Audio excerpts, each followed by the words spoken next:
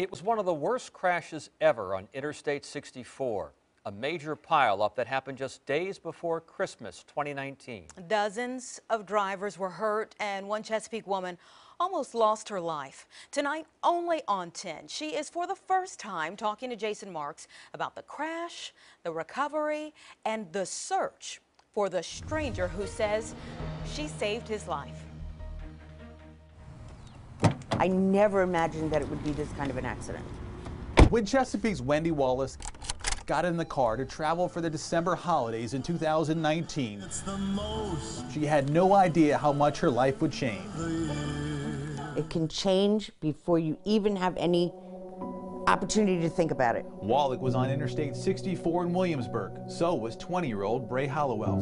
Really overcast, and then the fog started setting in. It was literally all the way down. You couldn't even see anything in front of me. What happened next, neither will ever forget. Never saw it coming, nope. And I just remember seeing a whole bunch of taillights. I heard what sounded like cars hitting each other. I'd slammed on my brakes and I was like, oh, I can't stop. I hear all this glass breaking, metal hitting metal, and it didn't stop. And I didn't realize how bad it was. I didn't realize how many cars were in front of me. Wendy and Bray ended up just being 2 of the 75 drivers in the chain reaction crash. My initial reaction was, so I crashed and I'm sitting there and I try to get out of my car. And I go to open the door and I just hear bump, bump, bump. And I just kept hearing more cars getting hit.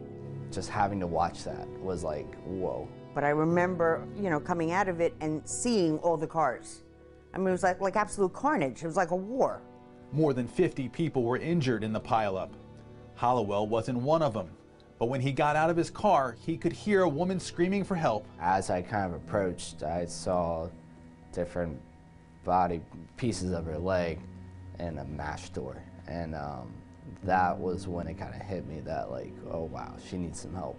I looked down and I realized I had lost my leg because it was like dangling. I tried to do everything I could to keep her conscious. Rescue crews finally got to Wendy and cut her out of her SUV.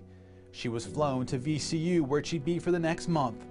The first realization of what I was facing came about 2.5 weeks after I was in.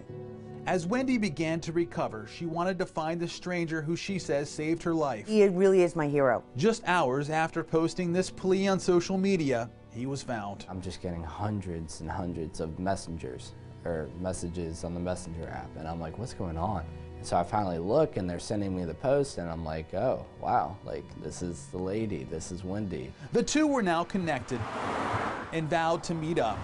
How do you thank somebody for saving your life? Due to COVID, that meeting would have to wait. I'm really nervous. Until nearly a year to the day from the crash. That's him. Even with the mask, I recognized you. But this time, the encounter was planned and not by chance. Oh, God, I couldn't wait to do this. I really couldn't wait to do this. Oh, God, I can't thank you enough. I got a little present for you. Look. Oh, wow. Just got it today. It looks good. The two are forever linked. It was fate that we kind of met that day. This is much better than seeing you on the hood of a car. A woman saved. I don't think I should have survived that. And a college student who just happened to be in the right place at the right time. I am standing, I am walking, and I've come a long way, and it's all really because of him. Jason Marks, 10 on your side.